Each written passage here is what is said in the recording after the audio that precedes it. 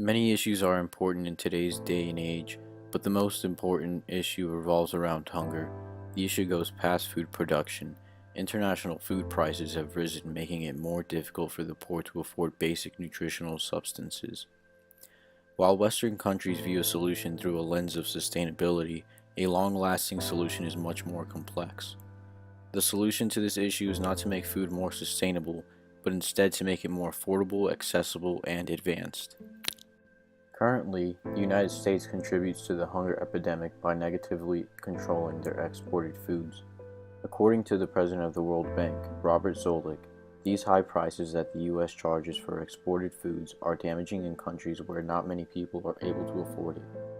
Before the world food crisis of 2008, there was still an additional 850 million people in poor countries that were undernourished.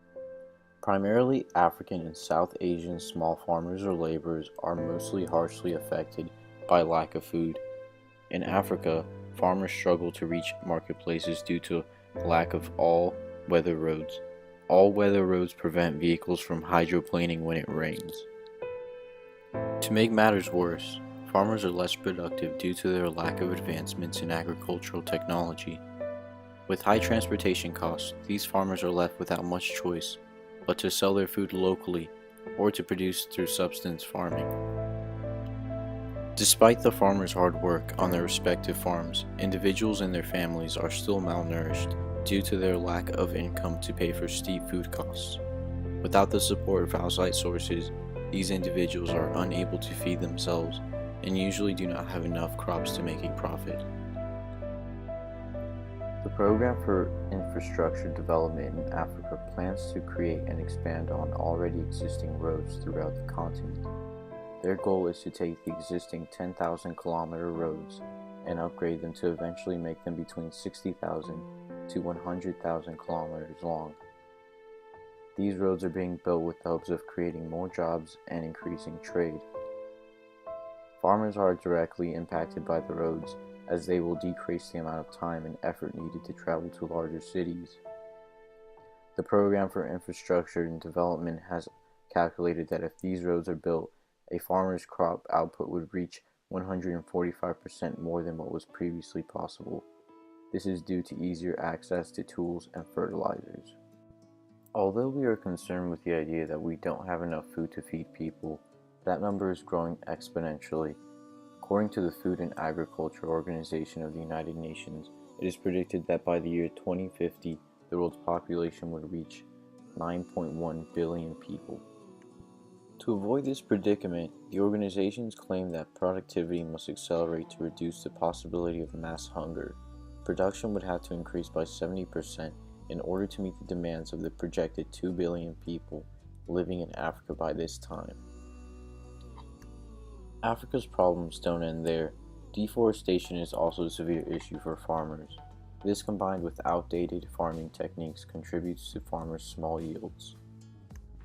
In an attempt to aid farmers' inability to afford tools and supplies, African entrepreneurs are helping out by introducing more advanced technologies at lower prices for farmers. For farmers that struggle financially, there are established financial institutions that offer solutions that will help them increase their agricultural loan portfolios.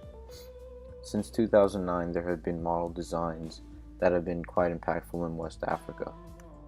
This, along with pricing data, ensures that there are price discrepancies, which allows for farmers to earn the most for their crops.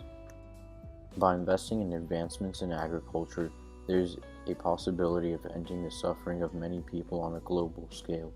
Modern seeds and fertilizers would greatly impact the number of crops that these farmers could produce. The call for a Green Revolution 2.0 has been long awaited. The first Green Revolution introduced higher yielding strains of plants and new fertilizers to underdeveloped countries to help boost agriculture.